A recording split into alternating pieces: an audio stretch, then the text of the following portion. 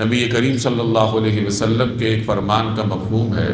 کہ جسم کا ایک ٹکڑا ایسا ہے کہ اگر وہ صحیح رہے تو پورا جسم صحیح رہتا ہے، اور اگر وہ ٹکڑا خراب ہو جائے تو پورا جسم اس سے متاثر ہوتا ہے، پورا جسم گویا کہ خراب ہو جاتا ہے، اور وہ ٹکڑا دل ہے۔ حدیث میں فرمایا گیا وہ دل جو اللہ کا نام لیتا ہو، ذکر کرتا ہو تو وہ زندہ ہے،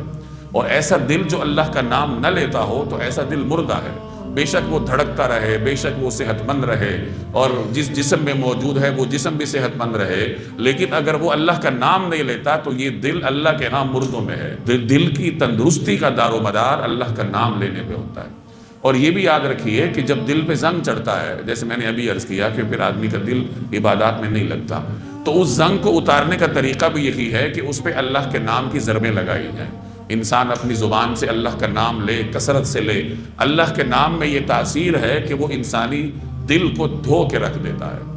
روحانی طور پہ پاک صاف ہو جاتا ہے، اور جب دل پاک صاف ہو جائے گا تو پھر عبادات میں بھی دل لگے گا۔ یہی وجہ ہے کہ صوفیاء کے ہاں جب کوئی آدمی جاتا ہے اور تصوف کا ابتدائی طالب علم ہوتا ہے